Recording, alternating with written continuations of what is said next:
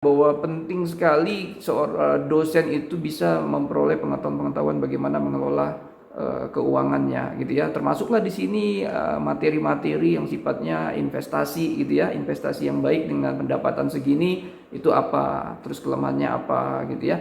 Nah, terus ada juga kalau kita berbicara tentang ya bisnis juga boleh dimasukkan. Jadi apa yang cocok nih dengan kegiatan dosen yang sifatnya dibatasin oleh ruang dan waktu juga gitu ya.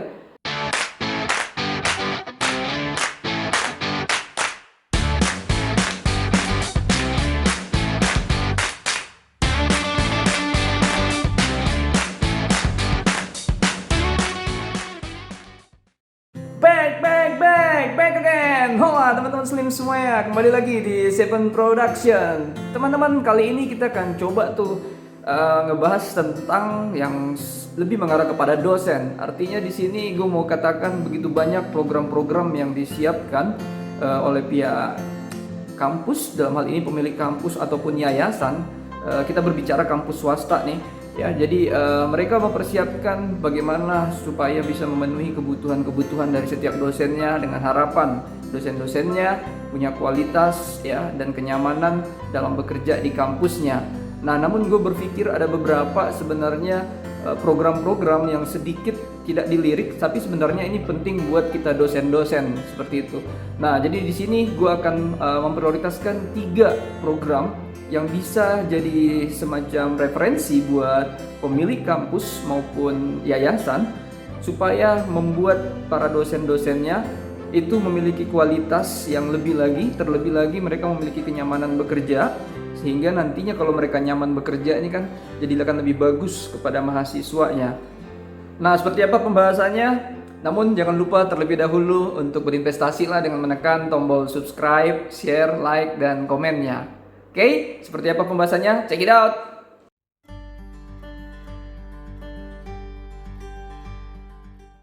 Nah, ada pun kegiatan-kegiatan yang mungkin sudah pernah teman-teman dosen jalanin dan disediakan oleh pihak kampus itu yang seperti kita ketahui, salah satunya adalah kayak study tour ya, ke kampus lain gitu ya, atau ke luar negeri gitu ya. Atau ada juga mungkin yang sifatnya ini lebih kepada semacam ya memang kewajiban mereka, yaitu adalah pelatihan AA tuh ya. Jadi pelatihan AA untuk lebih memperlengkapi mereka mengajar di kelasnya seperti apa ya. Nah, yang kita harapkan di sini adalah program-program yang memang sedikit unik ya, tapi sebenarnya ketika difasilitasi ini akan banyak bermanfaat buat dosen-dosen. Nah, baik teman-teman, adapun program pertama ini mungkin akan langsung mencontohkan ke saya saja sebagai dosen di salah satu perguruan tinggi ya, politeknik swasta di Batam ini. Nah, jadi kita di Batam ini, di politeknik ini sebenarnya pemiliknya adalah seorang mantan menteri dan dia memang pengusaha sukses di Batam.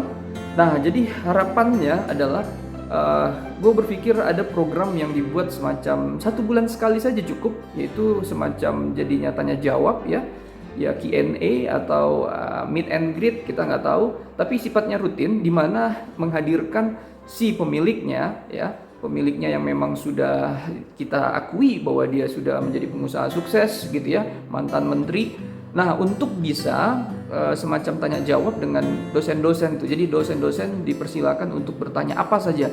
Jadi tentang keberhasilan dan kesuksesannya menjadi seorang pengusaha kah kepada pemiliknya ini, atau keberhasilan dia menjadi seorang menteri dulunya, atau juga justru bagaimana ya dia punya motivasi atau ya kehidupan lainnya yang penting untuk ditanyakan oleh dosen-dosen. Ya, menurut pendapat gue, di antara kita dosen-dosen ini sebenarnya ya hampir setiap kampus gue pikir ada yang memang punya keinginan, punya ambisi, punya antusiasme untuk menjadi seorang pengusaha juga.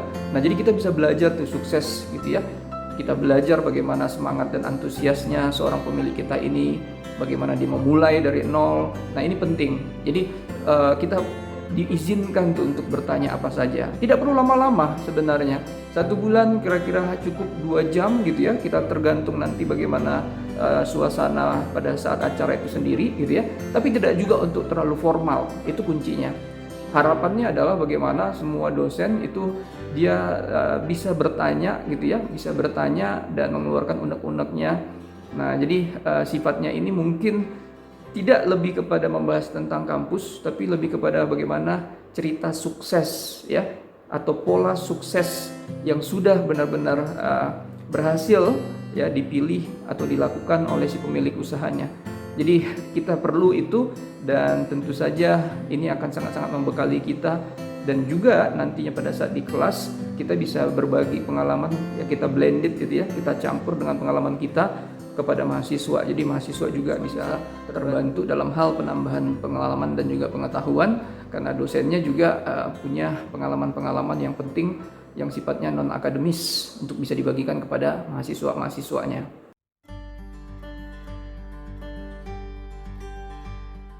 Nah, berikutnya yang kedua, menurut pendapat gue perlu yang namanya program-program kegiatan untuk dosen, di mana semacam kampus menghadirkan narasumber, dalam hal ini sekali lagi tidak terkesan formal, orang-orang kesehatan gitu ya. Jadi di hari-hari tertentu, di jam-jam yang dianggap santai gitu ya, buat para dosen-dosennya bisa berkumpul bersama.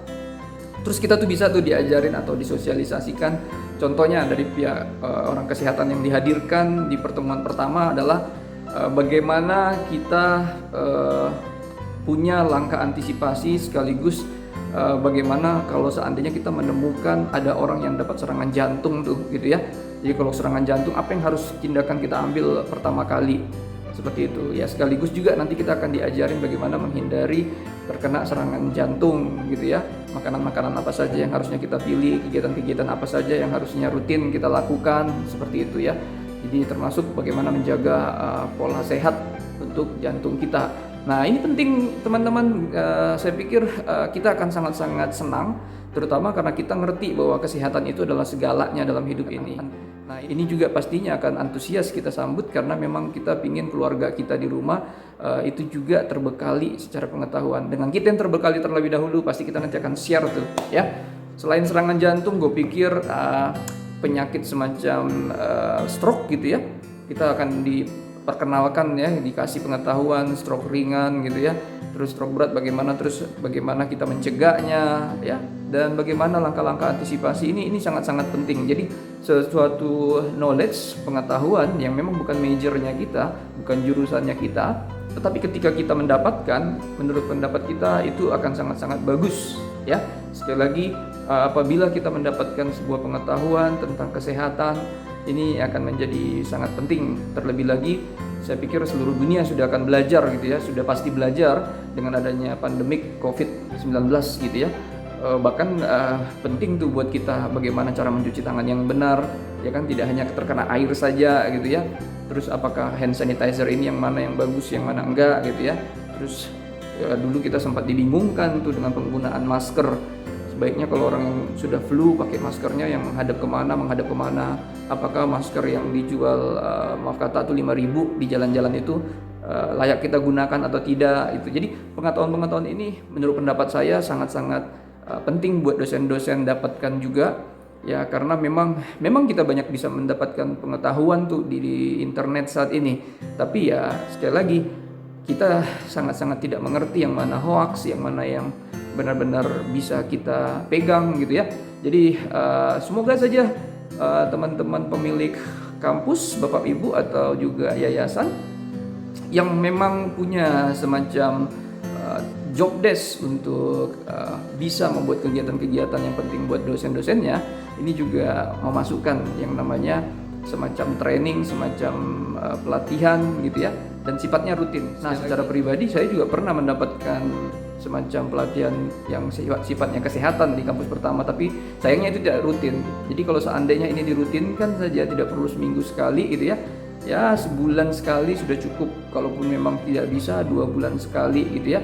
Nah, ini akan sangat berbeda tuh dengan yang namanya program kesehatan semacam Zumba gitu ya, atau senam pagi atau jogging pagi. Ini lebih kepada pengetahuan yang sebenarnya buat kita penting mengetahui basic-basic menjaga kesehatan, menjaga tubuh ya. Oh ya, satu lagi mungkin, terlebih kalau misalnya kita duduk tuh, dosen ini pekerjaannya berat karena kita sebagian besar menghabiskan banyak di bangku atau duduk ya, seperti yang saya lakukan sekarang.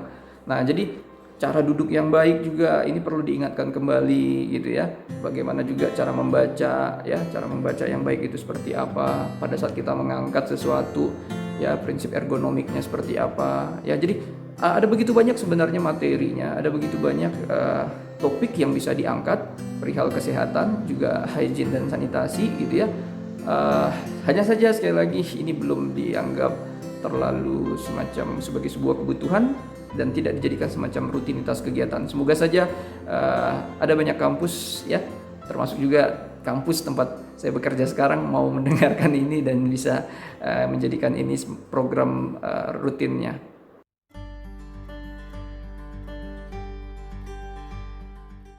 Nah, baik, yang ketiga teman-teman semuanya, gue merasa bahwa perlu kampus ya, yayasan itu mendatangkan narasumber yang sifatnya adalah financial advisor tuh. Ya, jadi dia bagaimana semacam kayak konsultan di bagian keuangan. Ini penting ya. Jadi sekali lagi dalam kehidupan ini kita sudah melihat lah public figure itu sudah banyak contohnya mereka orang-orang yang hebat untuk menghasilkan duit buat mereka, tetapi mereka juga banyak yang sebenarnya tidak terlalu bagus dalam mengelola keuangannya, sehingga mereka sering kita dapatkan beritanya ada yang bangkrut gitu ya, padahal pendapatan sebulannya itu berapa ratus juta gitu ya. Nah, jadi menurut pendapat saya bahwa penting sekali seorang dosen itu bisa memperoleh pengetahuan bagaimana mengelola keuangannya gitu ya, termasuklah di sini materi-materi yang sifatnya investasi gitu ya, investasi yang baik dengan pendapatan segini itu apa, terus kelemahannya apa gitu ya.